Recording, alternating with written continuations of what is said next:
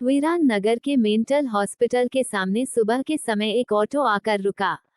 इसमें से रवि नाम का लड़का उतरा और अस्पताल के गार्ड को बुलाने लगा। कुछ देर तक जब कोई नहीं आया तो रवि खुद ही गेट खोलकर अंदर जाने लगा। जैसे ही रवि ने गेट खोला, एक आदमी ने उससे पूछा कि तुम टीवी ठीक करते हो। रवि ने जवाब दिया, नहीं। यह सुनते ही उस आदमी ने रवि को जोरदार थप्पड़ मारते हुए कहा कि यहाँ से अभी सिर्फ टीवी ठीक करने वाले को अंदर आना था, तुम यहाँ क्या कर रहे हो।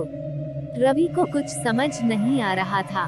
थप्पड़ खाने के बाद उसका सिर भी चकराने लगा, लेकिन किसी तरह खुद को संभालते हुए रवि ने कहा कि मैं यहाँ नौकरी के लिए आया हूँ।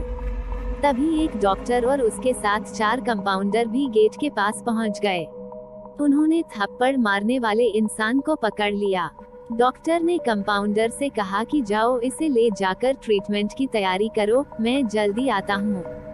कंपाउंडर के जाते ही पास खड़ा रवि डॉक्टर के पास गया और कहा कि आज इस अस्पताल में मेरा पहला दिन है। क्या आप मुझे बता सकते हैं कि डॉक्टर पाटिल कहाँ मिलेंगे। डॉक्टर ने जवाब देते हुए कहा कि मैं ही पाटिल हूँ। तुम यहाँ से सीधे जाकर अपना जॉब लेटर ऑफिस में जमा करो और वहाँ से ड्रेस लेकर बगल के कैबिन में आ जाना।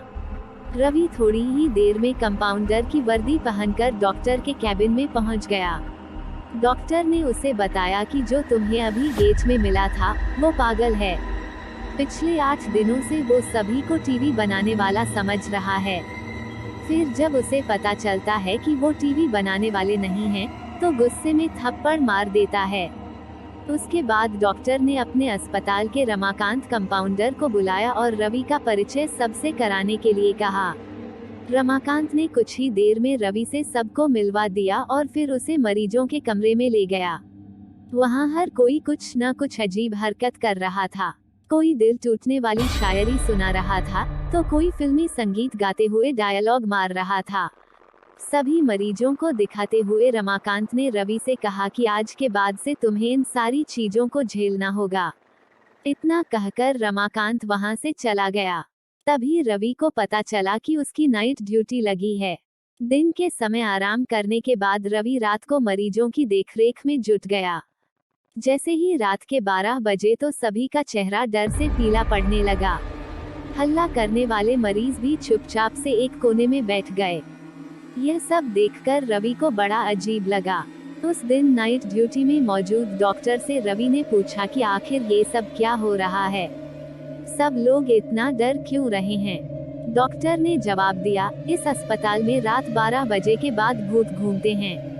वो सारे भूत इसी अस्पताल के पुराने मरीज हैं, जिनकी इलाज के दौरान मौत हो गई थी। तुम संभल कर रहना। रवि को भूतों पर विश्वास बिल्कुल भी नहीं होता था। उसने डॉक्टर की बात को हंसी में टाल दिया और अपना काम करने लगा। उसी रात रवि अकेले बाथरूम जा रहा था। तभी उसे लगा कि कोई उसके पीछे है।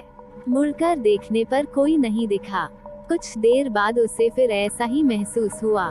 रवि ने सोचा कि भूत की बात उसके दिमाग में घूम रही होगी, इसलिए उसे वहम हो रहा है। बाथरूम करके जब रवि बाहर आ रहा था, तो उसे शीशे में लिखा हुआ दिखा कि आज तुम पागल हो जाओगे। रवि को लगा कोई उसके साथ मजाक कर रहा है, इसलिए उसने इस बात पर गौर नहीं किया और अपने काम पर लग गया। कुछ देर बाद रवि को एक तेज चीख सुनाई दी। वो दौड़ते हुए आवाज की ओर गया। जैसे ही रवि वहां पहुंचा, तो एक पागल ने दरवाजा अंदर से बंद कर दिया। किसी तरह से रवि से उस दरवाजे को खुलवाया। दरवाजा खुलते ही उस पागल ने रवि को हवा में उछालकर गिरा दिया। रवि इतनी जोर से गिरा कि उसकी पीठ में गहरी चोट लग गई। तभी एक जोर की हंसी रवि को सुनाई दी। वही पागल हंसते हुए बोला कि मैंने कहा था ना कि आज तू पागल हो जाएगा। रवि ने गुस्से में झल्लाते हुए कहा, पागल आदमी, तूने ये क्या किया? रुक, तुझे अभी बिजली का झटका देता हूँ। पागल ने जवाब दिया, अस्पताल में मिलने वाले बिजली के झटके से ही तो मेरी मौत हुई थी। अब तू क्या मुझे कोई शौक देगा? अब मुझे इनका डर नहीं।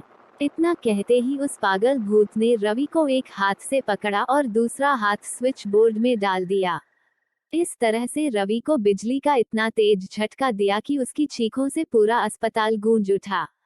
रवि की आवाज सुनकर अस्पताल में मौजूद नाइट स्टाफ दौड़ते हुए उस कमरे की तरफ आए। सबको वहां रवि बेहोश हालत में मिला। तुरंत रवि को मरीजों के बेड पर लेटाया। उसी दिन से रवि की दिमागी हालत खराब है। अब रवि अपने आप को उस अस्पताल का डॉक्टर समझता है। अपनी पागल स्थिति और डॉक्टर बनने के वहम के चलते रवि ने ब्लेड से अब तक कई लोगों का पेट काट दिए हैं।